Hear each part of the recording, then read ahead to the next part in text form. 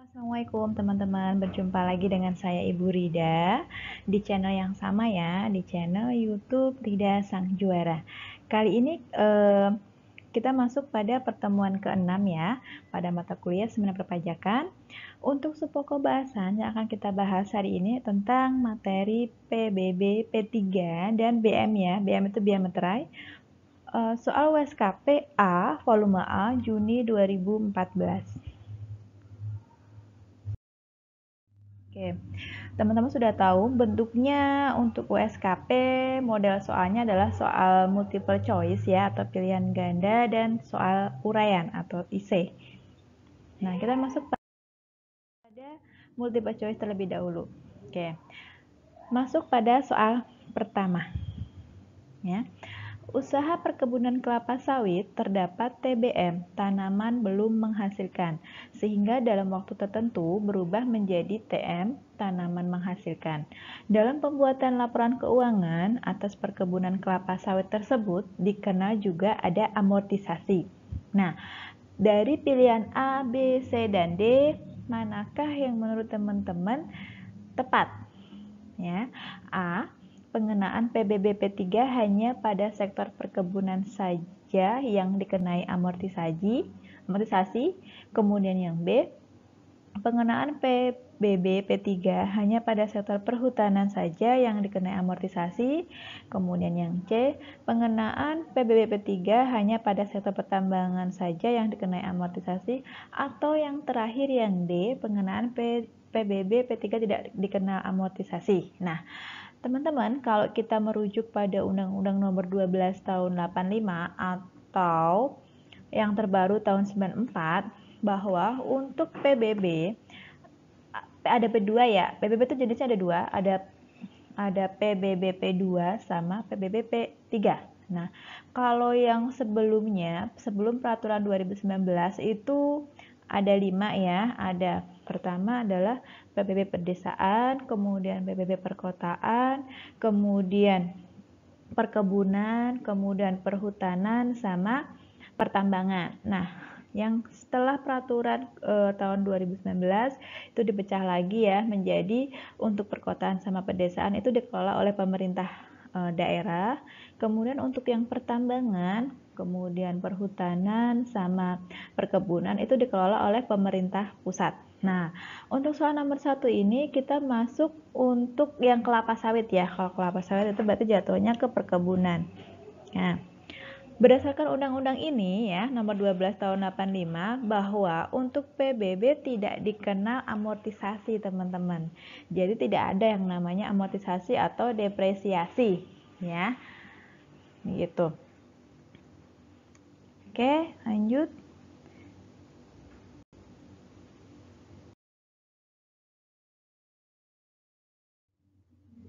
Nah, kita masuk pada soal nomor 2. Ya.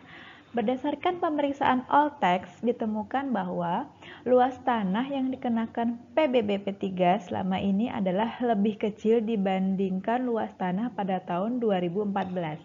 Artinya, wajib pajak tidak melaporkan semua objek PBB. Dengan demikian, terdapat temuan berupa perbedaan luas tersebut. Nah, akan diterbitkan apa nih teman-teman? Apakah A ada STP atau B SKP atau C SPPT atau D surat teguran? Nah, kalau di sini jawabannya adalah B ya, surat ketetapan pajak. Kenapa surat ketetapan pajak, Bu? Nah, berdasarkan aturan pada pasal 10 ayat 2 ya, PBB. Kalau untuk undang-undang PBB teman-teman itu yang mengatur adalah Undang-Undang Nomor 12 tahun 85 atau 94 ya. Kalau untuk biaya materai sendiri itu masuk ke Undang-Undang Nomor 13 ya, tahunnya sama 85 atau 94.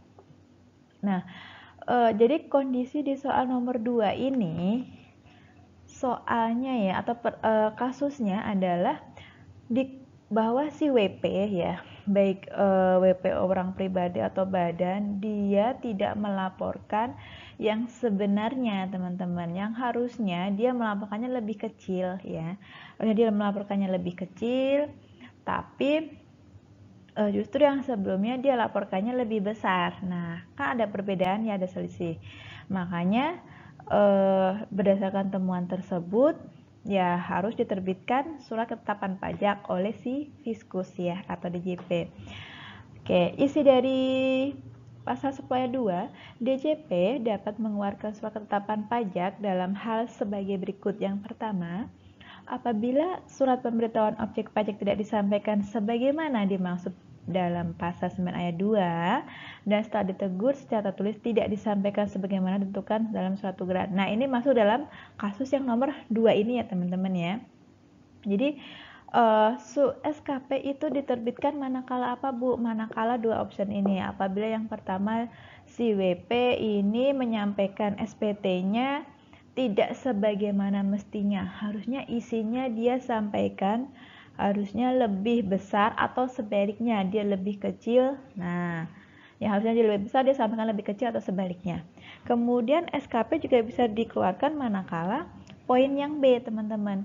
Apabila berdasarkan hasil pemeriksaan atau keterangan lain terdapat jumlah terutang yang lebih besar ya, jumlah pajak dihitung berdasarkan surat pemberitahuan objek pajak disampaikan. Jadi kalau yang kedua ini kondisinya dia jadi yang B ini jumlah yang terutang justru lebih besar dari jumlah pajak yang dihitung. Ini juga akan dikeluarkan SKP ya. Jadi begitu teman-teman ya. Jadi kalau memang kondisinya pada saat kita mengukur perkebunan gitu kan, luas tanah sekian gitu kan, ketahuan ya sudah harusnya dilaporkan sesuai dengan realnya ya. Realnya khawatirnya itu tadi kalau pada saat Fiskus melakukan pemeriksaan dan ketahuan ya muncul SKP nanti sanksi imbasnya apa akan keluar sanksi ya atau berupa denda atau mungkin harus bayar selisihnya kalau misalkan dia kurang bayar. Tetapi kalau misalkan dia lebih bayar nanti biasanya akan dikompensasikan di tahun periode selanjutnya.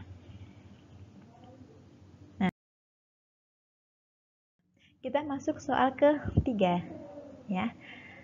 Di bawah ini yang bukan termasuk PBB sektor P3 pertambangan adalah, jadi yang masuk dalam kategori P3 pertambangan ya teman-teman, apa saja gitu kan ya.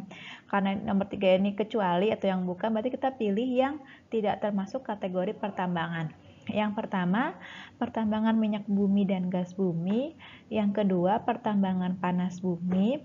Yang ketiga, pertambangan mineral dan batu bara. Yang ketiga, pertambangan galian A dan galian B. Nah, jawabannya yang mana teman-teman? Di sini jawabannya adalah yang D ya. Galian A dan galian B karena ini bukan merupakan kategori pertambangan. Namanya pertambangan ya berarti apapun yang kita eksplor ya dari sumber daya yang ada di alam ya. Bentuknya bisa minyak bumi, bisa gas bumi, bisa aluminium ya kan, batu bara, mineral dan lain seterusnya. Untuk poin yang D ini tidak masuk ya. Oke.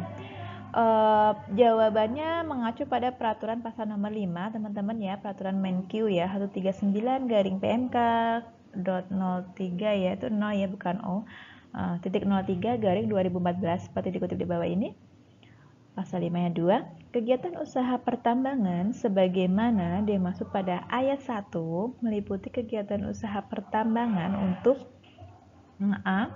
Pertambangan minyak bumi dan gas bumi yang meliputi kegiatan eksplorasi dan eksploitasi yang dilaksanakan melalui kontrak kerjasama atau bentuk kontrak kerjasama lainnya yang sah. Kemudian yang B, pertambangan panas bumi yang meliputi kegiatan eksplorasi, studi kelayakan, eksploitasi yang diberikan izin usaha pertambangan panas bumi. Yang C, pertambangan mineral dan batu bara yang meliputi kegiatan eksplorasi dan operasi produk yang diberikan melalui IUP ya. IUP itu izin usaha pertambangan. Kemudian ada IUPK, ada IPR atau izin lainnya yang sejenis. Ini berdasarkan peraturan Menkyu nomor 139 garing PMK garing 03 garing 2014. Oke, next.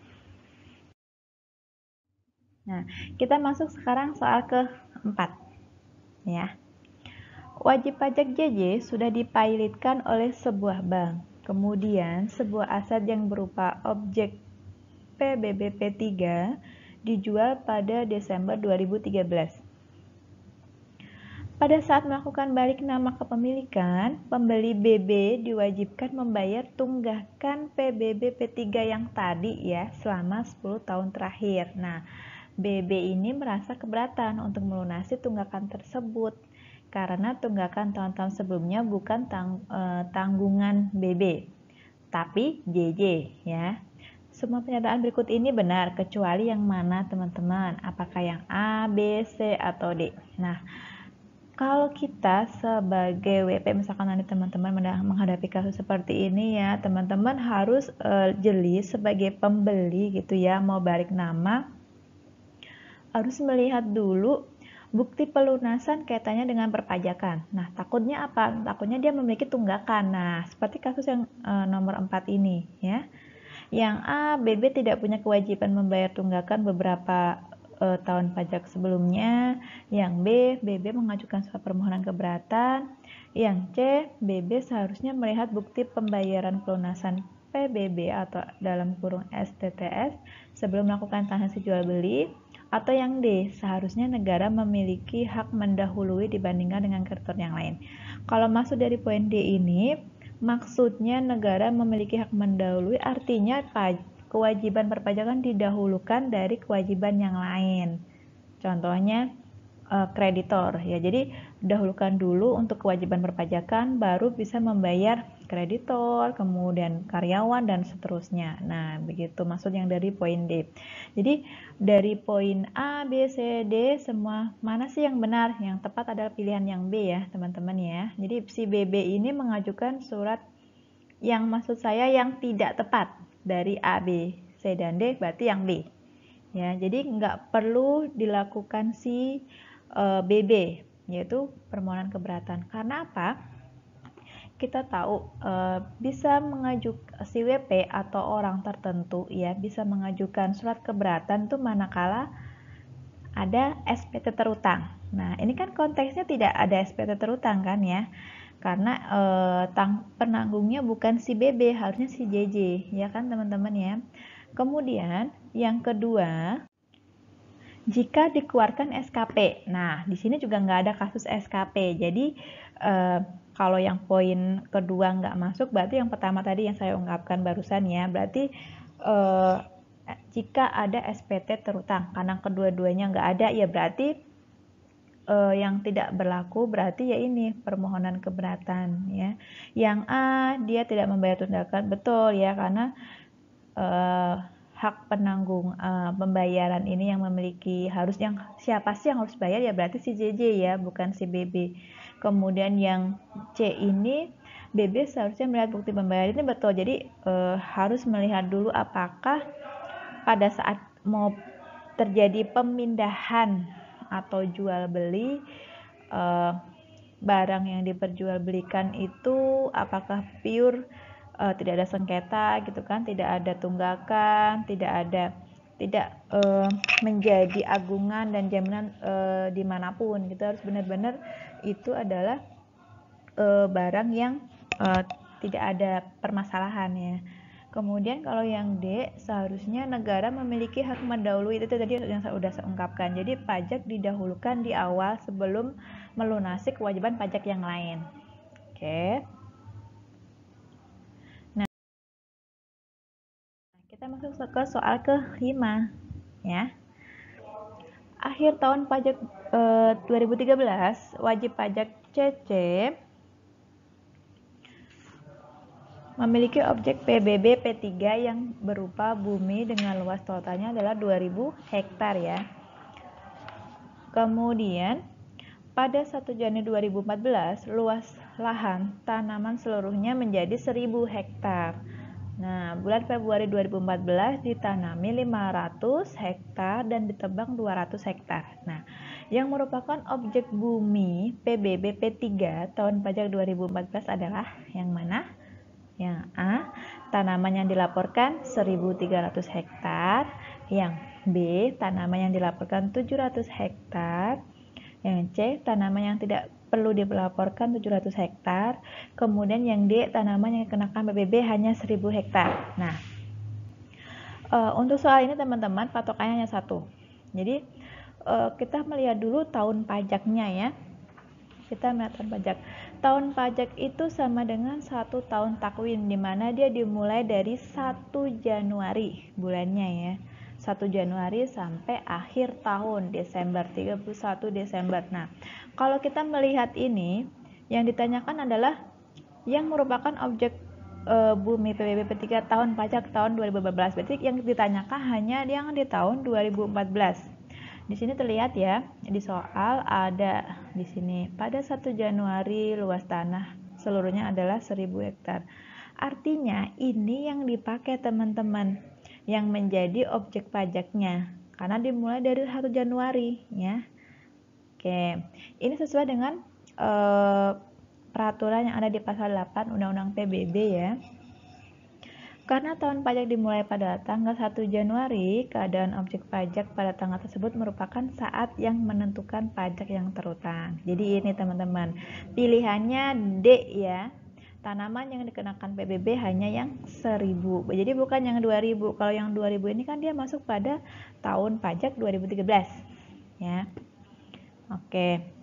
Tahun pajak tadi sudah, kemudian saat yang menentukan pajak yang terutang adalah menurut keadaan objek pajak yang objek pajak pada tanggal 1 Januari ya. Ini menurut Undang-Undang Nomor 12 Tahun 85. Oke, next kita masuk ke soal berikutnya. Masuk ke soal nomor 6 ya. Area perairan lepas pantai atau offshore dan tubuh bumi eksplorasi ditetapkan dengan keputusan Direktur Jenderal Pajak. Nilai bumi per meter persegi untuk area offshore ditentukan dengan mempertimbangkan rata-rata nilai bumi untuk area daratan terdekat dengan area offshore di wilayah Indonesia.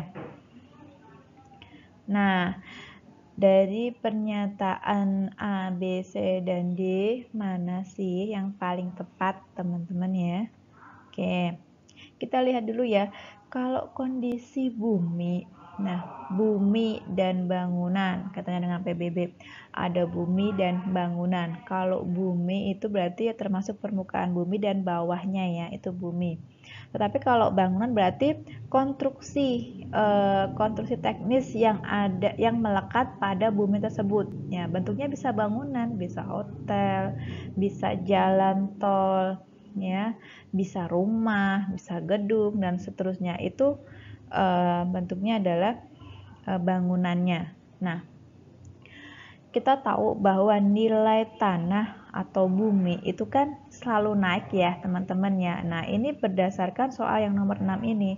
Karena harga tanah selalu naik tiap tahunnya, nilai bumi dapat saja berubah-ubah setiap tahunnya. Nah, ini kita bisa menjawab ini dengan pakai logika ya. Berarti jawabannya adalah di A. Setiap tahun pajak dapat saja berubah-ubah. Nah, dari pertimbangan tersebut, klasifikasi dan penetapan NJOP-nya sebagai dasar pengenaan PBB diatur melalui peraturan Menkyu ya, nomornya nomor 139 garing PMK garing 03 garing 2014. Dan penetapan NJOP. NJOP itu nilai jual objek pajak. Secara teknisnya dilakukan oleh Dirjen Pajak atas nama Menteri Keuangan. Hal tersebut mengacu pada pasal 8 dan pasal 9 peraturan Menkyu. Undang-undangnya yang sama tadi ya. Oke, nah ini penjelasan lanjutannya. Kepala Kantor Wilayah DJP atas nama Menteri Keuangan menetapkan besarnya NJOP. Nah, kita lihat dulu nih teman-teman, apakah ini NJOP untuk P2 atau ini untuk NJOP P3 ya. Kalau untuk P2 perkotaan maupun pedesaan nilainya berbeda ya, 10 juta atau berapa. Tapi kalau untuk P3 itu beda lagi ya. Jadi beda-beda antara NJOP NJOP P2 sama P3 tergantung nanti berapa sih nilai jual yang akan dilakukan pada saat transaksi ya. Oke. Di pasal 9 Ketentuan mengenai tata cara penetapan NJOP sebagaimana dimaksud pasal 8 diatur lebih lanjut dengan peraturan DJP ya. Jadi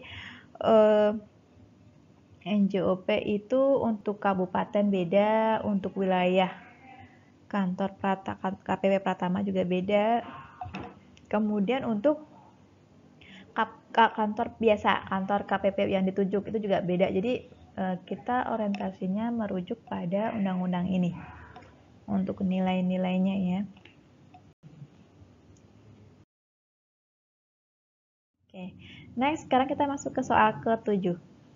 Wajib pajak telah menggunakan lahan bukan miliknya ya, jadi tidak jelas siapa pemegang hak atas tanah tersebut sejak beberapa tahun yang lalu. Maka terhadap lahan tersebut, nah diapakan nih teman-teman harusnya?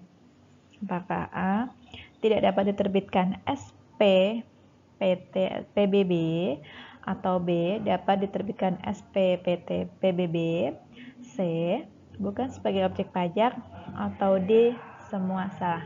Ya, yang mana nih?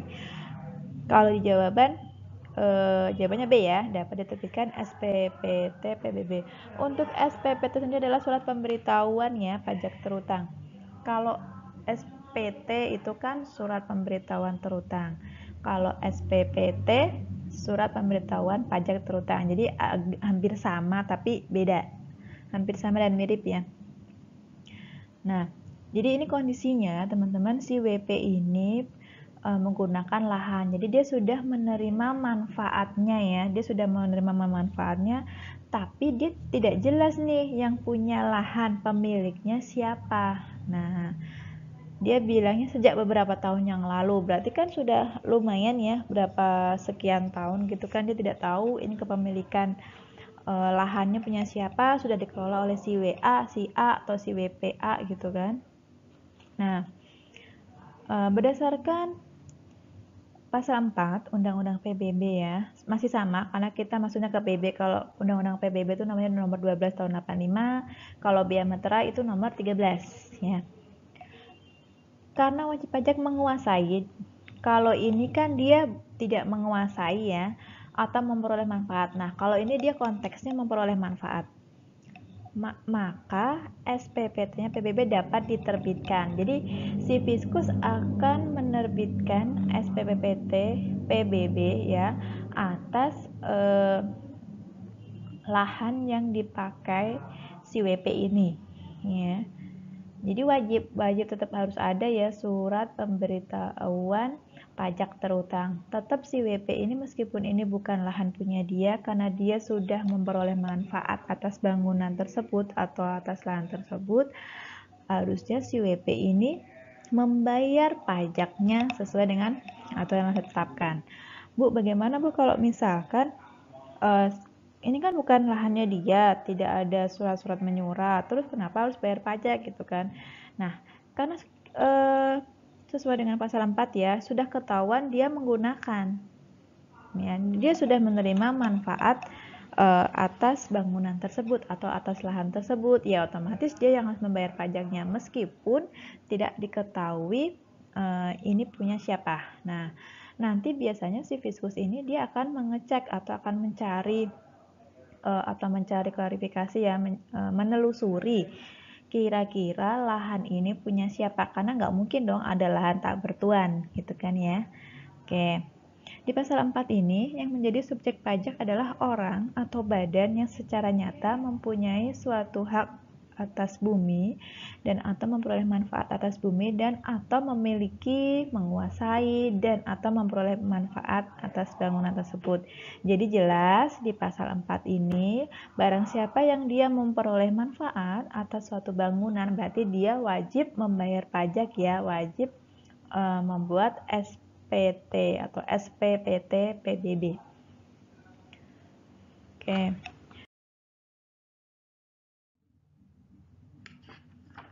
Kita masuk pada nomor 8. Kasus perjanjian jual beli senilai 10 juta tetapi tidak dilunasi bea meterainya, sehingga ada pihak yang mengingkari perjanjian tersebut. Kalau dijadikan barang bukti di pengadilan akan ditolak oleh hakim berkenaan dengan bea materai tersebut, maka Apa nih yang harus dilakukan? Apakah A, ditolak karena tidak sah, atau B, ditolak karena tidak kuat sebagai alat bukti, atau C, ditolak karena tidak sah dan tidak kuat, kemudian yang D, ditolak karena utang pajaknya belum dilunasi. Nah, kalau kasus di nomor 8 ini teman-teman, jadi ceritanya ada kasus jual beli, nilainya berapa? Nilainya 10 juta. Tetapi secara dokumen-dokumen berkas-berkasnya itu belum menggunakan materai yang harusnya ada aturan di biaya materai ya. Jadi dokumennya seperti apa sih yang harus kena biaya materai? Apalagi ini nominalnya 10 juta. Ini sudah wajib kena atau dokumennya dipajaki ya, berupa materai ya. Nah, kalau kondisinya sudah jual beli, dokumennya sudah ada, tapi pada saat itu tidak ada materai ya, yang harusnya dikasih materai di awal, tapi tidak ada materai. Nah, harusnya bagaimana? Ya berarti D ya teman-teman ya, ditolak karena utang pajak belum dilunasi. Jadi kalau memang pajaknya belum dilunasi, jangan langsung diproses, jangan, itu nanti akan kesalahan ya. Alhamdulillah. Jadi bagaimana Bu? Nah, berarti dia harus dilakukan pemeteraian kemudian manakala mau dijadikan bukti di pengadilan. Nah, ini seperti penjelasan ya yang ada di pasal 2, teman-teman ya. Ayat 3 Undang-Undang Bea Materai. Jadi, Undang-Undang Bea Materai yang tadi saya ungkapkan di depan, nomor 13 ya. Tahunnya 85 sama. Ketentuan tersebut dimaksudkan untuk mengenakan bea materai atas surat-surat yang semula tidak kena bea materai. Akan tetapi, karena kemudian digunakan sebagai alat pembuktian di muka pengadilan, lebih dahulu harus dilakukan pemeteraian kemudian. Nah, jadi yang tadinya tidak ada materai teman-teman, karena ini mau dipakai untuk pengadilan. Kalau misalkan nggak dipakai untuk pengadilan sih nggak ada masalah ya sebenarnya ya. Tapi sebaiknya kalau memang seorang pembisnis, apalagi ini nominalnya 10 juta ya, 10 juta kan gede ya, ini harus benar-benar diberikan materai, begitu harusnya, itu supaya lebih aman. Nah, manakala nanti dibawa ke pengadilan, dituntut, itu bisa menang teman-teman, karena memang kalau kita memberikan materai itu kan ibaratnya dia atas dokumen ya. Jadi dokumen tersebut sudah terpajaki, sudah tidak ada utang ya. Karena di pajak memang ada peraturan untuk dokumen-dokumen sekian juta, rangsangan sekian juta itu harus bermaterai. Namanya materinya berapa? Yang 3.000, 6.000 itu ada. Teman-teman coba nanti buka lagi ya. Apalagi ini namanya 10 juta, pasti harus sudah menggunakan materai gitu loh. Materai 6.000. Nah, jadi harus dilakukan pemeteraian kemudian manakala mau dibawa ke pengadilan ya. Oke. Pasal 2 ayat 3 dikenakan pula bea materai sebesar 1.000.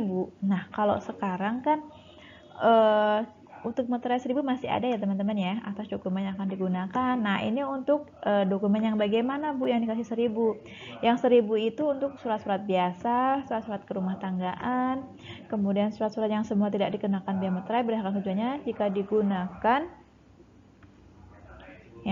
digunakan untuk tujuan lain atau digunakan oleh orang lain dari maksud semula ya. Ini berdasarkan Undang-Undang Nomor 13 Tahun 85. Jadi kalau nominalnya banyak dan kalau nominalnya besar kemudian dokumennya banyak ya, teman-teman flashback lagi. Untuk dokumen-dokumen yang biasa, surat-surat biasa kerumah tanggaan, itu bisa dikasih materai 1.000 ya tiap dokumennya.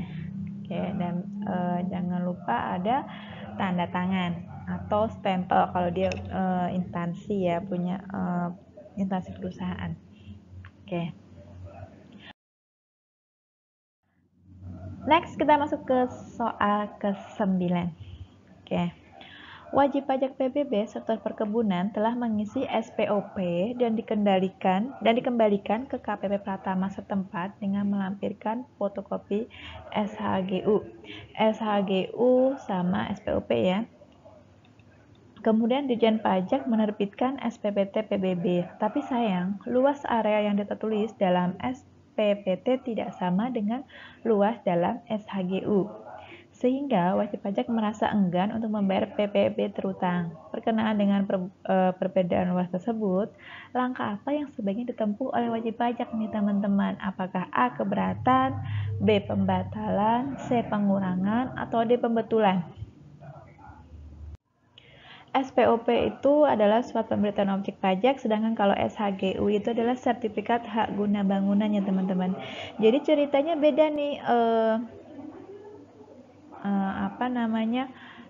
luas yang ada di SHGU itu beda dengan yang ada pada SPPT, surat pemberitahuan pajak terutang. Nah, harusnya dilakuin apa nih sebagai WP? Nah, kalau WP tahu, oh ternyata beda. Nah, WP punya inisiatif untuk mengajukan ya pembetulan kepada Fiskus. Ajukan bahwa nominalnya sekian, coba diperlihatkan bukti fisiknya antara SPPT sama SHGU-nya. Nah, nanti si pihak Fiskus akan memperbaiki. Nah, itu menurut teman-teman, jadi tidak akan dipersulit juga ya sama si WP. Karena ini kaitannya sudah kelihatan SHGU-nya berapa, ya SPPT tinggal mengikuti, gitu kan. Nah, berdasarkan pasal 16 Undang-Undang KUP 2007 ya. Jadi, karena hanya ada kesalahan tulis, wajib pajak perlu mengajukan permohonan ke Ditjen Pajak untuk membetulkan SPPT ya. Pasal 16 ini atas permohonan wajib pajak atau karena jabatannya, si DJP dapat membetulkan surat ketetapan pajak, surat tagihan pajak, surat keputusan pembetulan, surat keputusan keberatan, surat keputusan pengurangan sanksi administrasi, surat keputusan penghapusan sanksi administrasi, ya, surat keputusan pengurangan ketetapan pajak, surat keputusan pembatalan ketetapan pajak, surat keputusan pengembalian pendahuluan kelebihan pajak, surat keputusan pemberian imbalan bunga, ya, yang dalam penerbitannya terdapat kesalahan tulis, kesalahan hitung, atau kekeliruan penerapan ketentuan dalam peraturan perundang-undangan perpajakan. Nah, jadi boleh si WP mengajukan atau memohon untuk dilakukan pembetulan pada SPPT-nya. Nanti akan diperbaiki kemudian diajukan kembali. Gitu ya. Oke, next kita masuk pada soal ke-10. Oke. Seseorang berkata bahwa ternyata banyak di antara kita yang salah memahami tentang materai. Bea materai ya teman-teman ya. Bea materai atau materai bukan merupakan syarat sah suatu perjanjian, melainkan merupakan pajak atas suatu dokumen sesuai dengan Undang-Undang Nomor 13 Tahun 1985 tentang bea materai. Kesimpulannya adalah, ketika Anda menandatangani dokumen perjanjian jual beli, meskipun tanpa materai bisa dianggap sah. Yang penting ada tanda tangan dan saksi. Jika ada pelanggaran janji, maka Anda bisa menuntut secara hukum, baik secara pidana, penipuan, dan atau perdata wan prestasi. Nah, dari keempat ini, kira-kira teman-teman yang paling tepat yang mana ya? Yang mana yang atau apakah yang A, fungsi bea materai adalah pajak atas dokumen. Kemudian yang B, dokumen perjanjian jual beli tanpa materai adalah tidak sah. Yang C, dokumen perjanjian jual beli tanpa materai dapat dipidanakan. Atau D, semua benar. Nah, kalau pada nomor 10 ini ya, kasusnya adalah kita tahu bahwa materai ya, kenapa sih kita lakukan kita tempel materai di suatu dokumen? Ya, tujuannya cuma satu, untuk memajaki dokumen tersebut teman-teman, tapi tidak untuk mengesahkan suatu perjanjian tertentu, tidak ya. Jadi dilihat perjanjiannya itu sah atau tidak itu kan dilihat dari kontrak perjanjian, kesepakatan, begitu kan, deal kesepakatan antara dua belah pihak atau beberapa pihak, dan dokumen tersebut ditempel materai itu untuk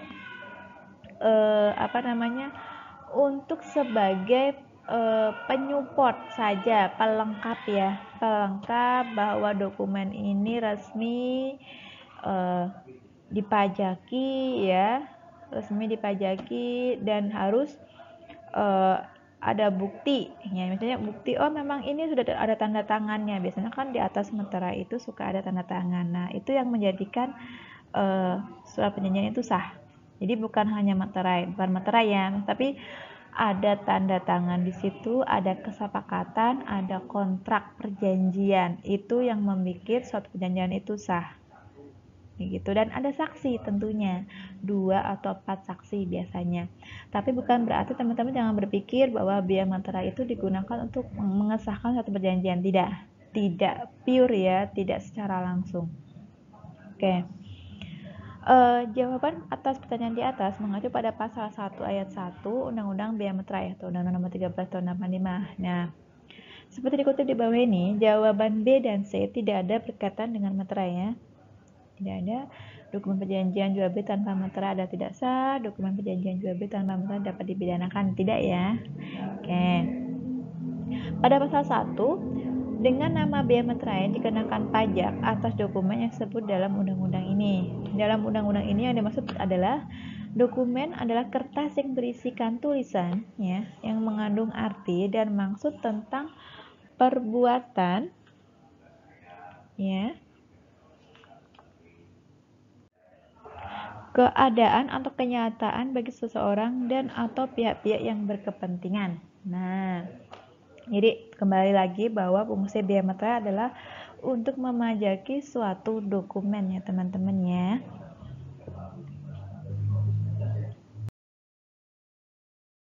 Oke, kita masuk ke bagian kedua soal uraian atau IC. Nah, ini kasusnya cuma satu soal cerita ya, soal cerita tapi pertanyaannya ada 4 ya teman-teman ya. Oke, kita simak baik-baik. Bapak AY telah memiliki sebidang tanah dengan SHM seluas 1000 meter persegi. Ya. SHM itu adalah sertifikat hak milik ya. Tanah tersebut hendak dijual, tetapi sayang pembelinya adalah sebuah badan hukum yang berdasarkan ketentuan Undang-Undang Pokok Agraria dilarang memiliki SHM, jadi tidak boleh ada sertifikat hak milik, teman-teman. Oleh sebab itu, setelah berdiskusi dengan para ahli, maka terbukalah jalan untuk menjualnya. Caranya adalah tanah tersebut dinaikkan dulu menjadi SHGB, ya.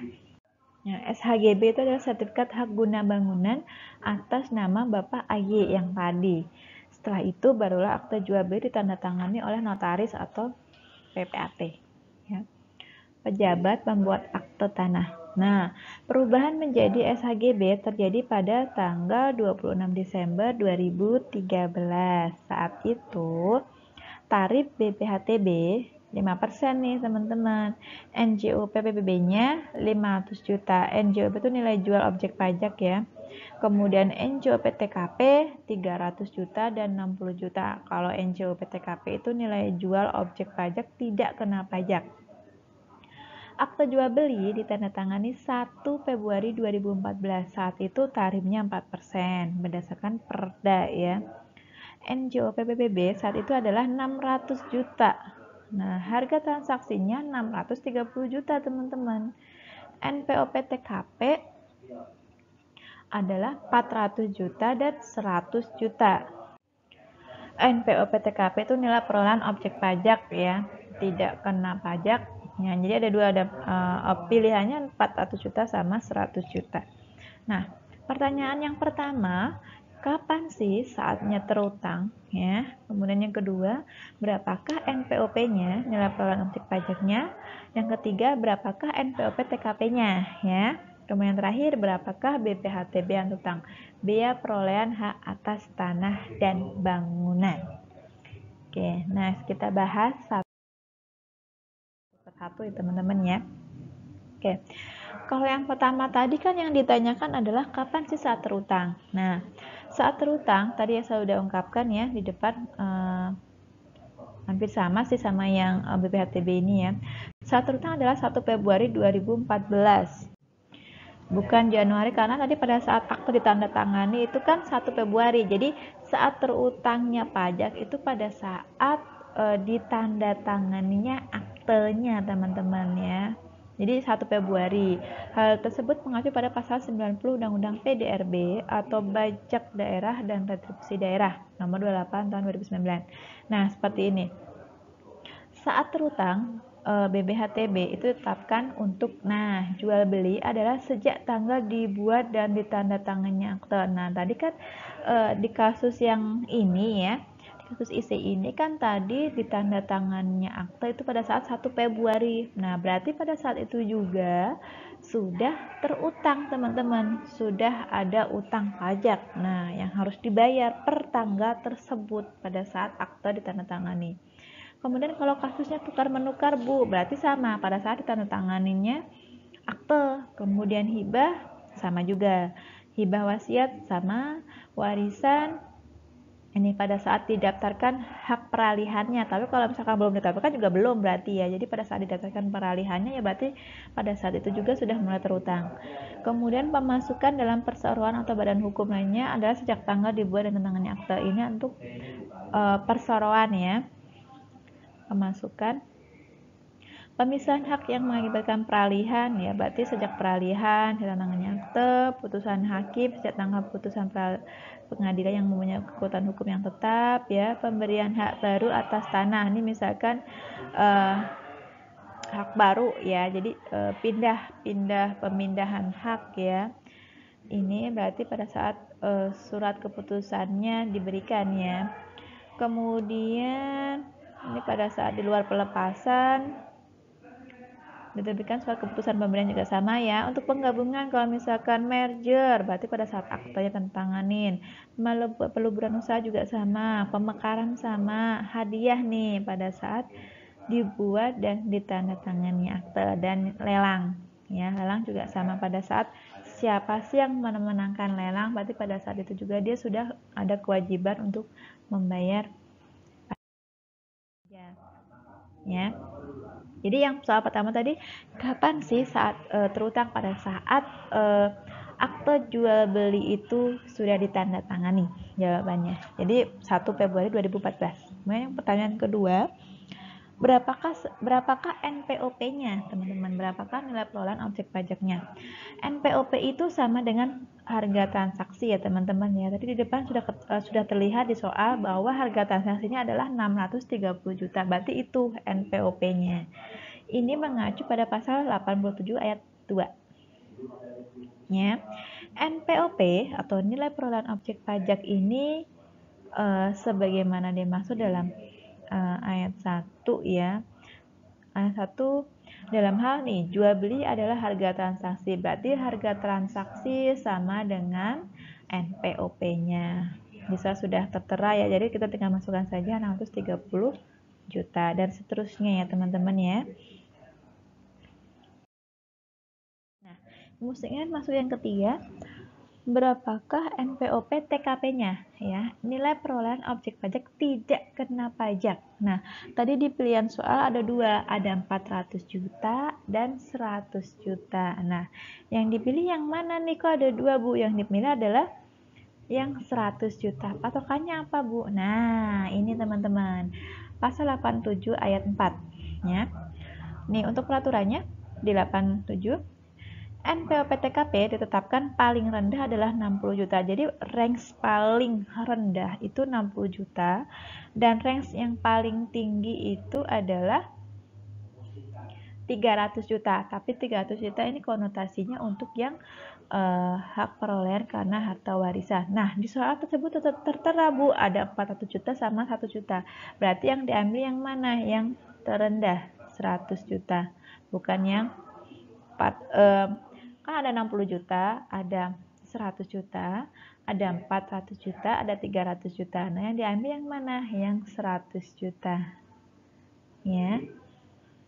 Jadi kan terenanya 60 nih. Kita ambil yang ini, bukan yang 60 kan. Di situ tidak ada pilihan 60 juta. Kecuali kalau misalkan di kasusnya dia hanya ada, kalau dia di kasusnya ada 60 juta, kemudian ada 100, kemudian ada 300, ada 400, yang dipilih yang mana, Bu? Nah, kalau ada 4-4-nya berarti yang dipilih adalah posisi yang 60 juta atau yang tertinggi. Nah, itu tergantung, nanti ada peraturannya lagi. Kalau yang di kasus ini hanya ada 400 sama yang 100, jadi dipilih yang terendah, 100 juta. Begitu ya untuk penjelasannya. Kemudian yang soal yang D, berapakah BPHTB yang terutang? Jadi berapakah biaya perolehan hak atas tanah dan bangunan? Nah, di sini terhitung nih teman-teman, ketemu 21.200.000. Perhitungannya bagaimana, Bu? Nah, tadi di soal sudah ketahuan ya, NPOP sama dengan nilai transaksi 630 juta sudah ada di soal 630. Kemudian NPOP TKP-nya sudah tentukan nih 100 juta nih yang ini ya. Masukkan 100 juta, tinggal dikurangi NPOP dikurangi NPOP TKP sama dengan NPOP KP ya. Nilai perolehan objek pajak kena pajak. Jadi 630 dikurangi 100 ketemu 530 juta. Nah, tarifnya berapa kalau BPHTB? Tarifnya 4% ya teman-teman ya. Ini sudah sesuai dengan ketentuan ya. 4% tinggal dikalikan dengan NPOP KP-nya yang 530 tadi itu. Nah, ketemulah 21.200.000. Oke, mudah kan ya teman-teman ya? Nah, oke, cukup ya untuk paparan soal USKP. Tema atau subpokoknya adalah PBB 3, PBB P3 dan bea materai serta BPHTB ya hari ini ya. Mudah-mudahan bermanfaat buat teman-teman. Nanti bisa kalau misalnya teman-teman lupa bisa diputar lagi, silahkan ya. Untuk selanjutnya teman-teman silahkan menulis ulasan atau hasil kesimpulan dari paparan video yang sudah saya sampaikan ini. Tulis pada kolom atau chat di kolom komentarnya yang ada di channel YouTube saya, Rida Sang Juara. Silahkan berikan komenan, silahkan berikan ulasan atau kesimpulan ya. Kesimpulannya jangan terlalu sedikit juga dan jangan terlalu banyak juga. Yang sekiranya menurut teman-teman, oh kesimpulannya paparannya seperti ini Bu. Nah, silahkan teman-teman ketik di situ. Oke, itu saja dari saya. Kalau memang materi hari ini bermanfaat buat teman-teman, silahkan teman-teman bisa like, bisa komentar boleh. Kemudian kalau memberikan kritik dan saran juga boleh, tapi harus yang sopan ya. Saya menerima kritik dan saran. Kemudian kalau mau subscribe lebih bagus supaya teman-teman bisa mengikuti perkembangan materi-materi saya seterusnya ya. Dan silahkan boleh share ya, silahkan. Manusia itu dianggap bermanfaat apabila dia bisa bermanfaat buat sesama. Nah, dan ilmu itu bisa berharga, bisa bermanfaat manakala disalurkan ke orang lain. Jadi, kalau teman-teman memiliki ilmu, silahkan di-share. Semakin banyak orang mengetahui, semakin bagus, semakin banyak pahalanya, semakin barokah ilmunya, dan apalagi kalau diimplementasikan, nah itu pahalanya luar biasa. Karena kita belajar sama halnya kita berjihad di jalan Allah. Oke, itu saja dari saya. Oke ya, saya tutup ya. Mudah-mudahan kalau ada kalimat atau kata-kata saya yang kurang berkenan, saya mohon maaf. Wabillahi taufiq wal hidayah. Wassalamualaikum warahmatullahi wabarakatuh.